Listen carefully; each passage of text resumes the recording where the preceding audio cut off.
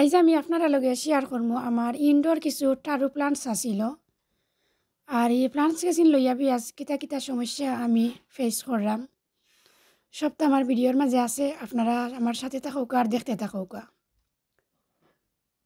আসসালামু আলাইকুম বিয়াজ, welcome to my channel. আশা রাখলাম আপনারা সকল ভালো আছেন। আমি আলহামদুলিল্লাহ বেশ ভালো আছি বিয়াজ, আমার ফ্যামিলিও ভালো।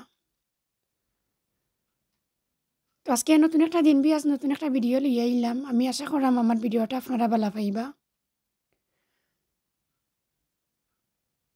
আর আপনারা যারা যেখানে বইয়া বিয়াজ আমার ভিডিওটা দেখরা, আপনারা সকলের অসংখ্য ধন্যবাদ। আর আজকে বিয়াজ যারা নতুন আমার চ্যানেলটা ভিজিট করে, আপনারা সকলের অসংখ্য ধন্যবাদ। আর যদি আমার ভিডিওটা একটু ভালো লাগে প্লিজ আমার চ্যানেলটা সাবস্ক্রাইব করি আমার চ্যানেলটার সাথে থাকবার। যারা কন্টিনিউ আছেন আমার ভাই বোন নকল, আপনারা সকলের অসংখ্য ধন্যবাদ। প্লিজ আপনারা যারা আমার ভিডিওটা ওয়াচ করা, প্লিজ একটা লাইক দিয়ে আমার ভিডিওটা আপনারা স্টার্ট করুক। তো বিয়াজ দেখো, আজকে আমি আপনারা দেখাইমু আমার কিছু লতি কচুর গাছ আমার ইনডোর আনিয়া রাখছি। আমি দিছি আর গার্ডেন তুনে ওভার উইন্টার করছি আর কি। তো আমি একসা লতি তুনে বিয়াজ যতটা গাছ রেডি করছি। আর আমি কিলা রেডি করছি অবশ্যই আমার আর একটা ভিডিও দেওয়া আছে আমার চ্যানেলের মাঝে, আপনারা যদি কেউ চাইন তে দেখতে পারবা। তো বাকি কিছুদিন আগেও বিয়াজ আপনারা লগে আমি শেয়ার করছিলাম, কিছু ফুকাই ধরে লিছিল। তো আমি স্প্রে করছি, করার পরে বাক্কা 1 মাস 1.5 মাস ভাল লাগিছে। এখন দেখলাম বিয়াজ আবার কিছু ফুকা বলতে বিয়াজ কি বুগে অ্যাটাক করে লিছে আমার গাছের মাঝে।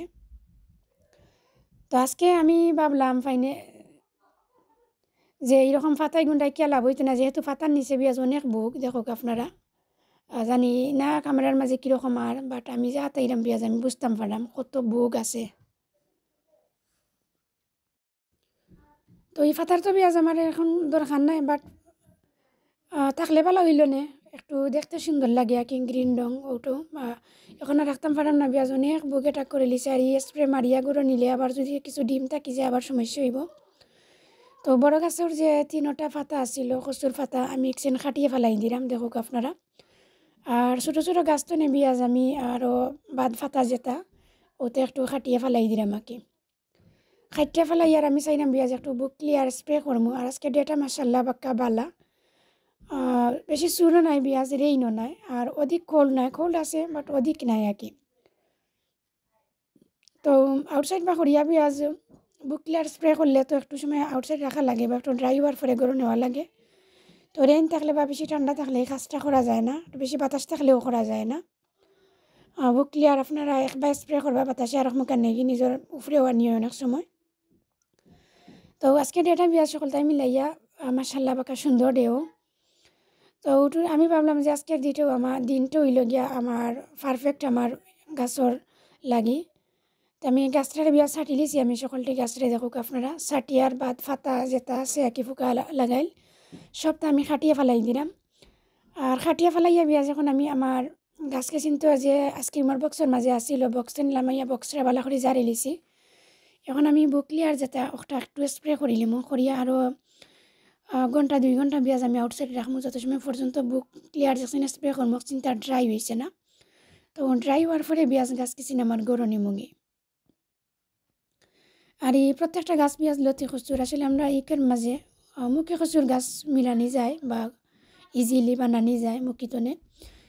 লতিতনে কচু মানে গাছ বানানি বিয়াজ একটু কষ্ট করে যায় আমার গেছে, জানি না আপনারা কার গেছে কীরকম হয়। লতিতনে মানে জোর সারাইয়া জকরিয়া গাছ তুলিয়া বড় করা যেমন একটু হার্ড লাগে আমার গেছে। তো বাক্কা কত গেছি লতি বিয়াজ আমি রইয়া রাখছিলাম। আর এতনে আমার একটা গাছ বাঁচছিল আর একটা গাছ তো নিয়ে দিয়েছি। আর দেখো আমি কতটা গাছ আরও রেডি করছি। তো প্রত্যেকটা গাছ বিয়াজ ভালো আছে মোর না, খালি ফুকায় যে ধরছে বিয়াজ ধরাই গিয়ে একটু সমস্যা হয়ে গেছে আর কি একটু। তো চেষ্টা করলাম বিয়াজ দেখি কতটুকু ভালো রাখতাম পারি। তবে আপনার চেষ্টা করলাম বিয়াজ আমার বাচ্চান্তরে জেলা আমি কেয়ার করি, টেক কেয়ার করি সেই মোলান আমার গাছের আমি প্রত্যেকটা গাছের আমি চেষ্টা করি ভালো রাখার। জানি না কতটুকু ভালো রাখতাম পারলাম, আপনারা কমেন্ট করিয়া জানাইবা বিয়াজ। আর দেখো বিয়াজ ফাইনালি আমি স্প্রে করি আর আমি গাছকে চিন্তা এখন আউটসাইড রাখি দিছি। আর একটু আপনারা আরও দেখাই নিলাম এখন খাটিয়া বাদ ফাতা ফুকা ফাতা ধরছে যে তাইতে ফাতা উতা ফালানির পরে গাছকে চিন্তা দেখতে মাশাআল্লাহ বাক্কা সুন্দরও লাগে। আর অনেকটা মাত্রা বিয়াজ বলতে চাইলে প্লিজ আমার সুন্দর দৃষ্টিতে দেখবা। আর এন্ডে দিয়ে আমার গার্ডেনের কিছু রাডিশর প্লাস দেখাই দেখাই আপনার আর গেস্তনে আমি বিদায় নিমুগি।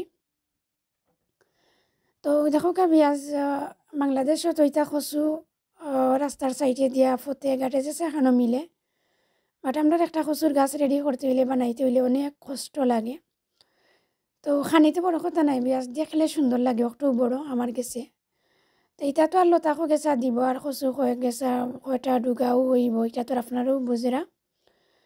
তো আমি যে আতাইরাম দেখলাম বা আমি কেয়ার করলাম আমার চকুর সামনে রাইতে পাইলে বাংলাদেশের যে একটা কচুর গাছ দেখি আসলে খুব ভালো লাগে বিয়াজ। আর ভালো লাগাতো নিও আমার আসলে অতটুকু যত্ন করা। আর ঘরের ভিতরে গাছপালা রাখলে বিয়াজ একটু এক্সট্রা কেয়ার করা লাগে, একটু হার্ড জব করা লাগে। আমরা সবরও যারা গার্ডেনিং করি সবে জানি। গার্ডেনও থাকলে একটু কম করা লাগে, তবে লাগে না যে তা নাই, করা লাগে বিয়াজ। গাছের যত্ন ছাড়া তো গাছ বালারা থাকে না, থাকা সম্ভব নয়। তো ঘরের ভিতরে আর কি একটু বেশি করা লাগে, ওটো আর কিছু নাই, মানে পানি তৈল হিসাব করিয়া এভরিথিং হিসাব করিয়া করা লাগে আর কি। তো বিয়াজের আর্টিসের গাছ গেছে মাসাল্লাহ কিছু বড় আর সন আইস ওটা খাইতে খাইতে এখন দেখো কতটুকু বড় হয়েছে। তার এখন বিদায় নিয়ে রাঙ্গি বিয়া, সকালবেলা থাকবা, সুস্থ থাকবা। নেক্সট কোনো ভিডিওতে ইনশাল্লাহ আবার কত হইব। আল্লাহ হাফিজ, আসসালামু আলাইকুম, থ্যাংক ইউ ফর ওয়াচিং।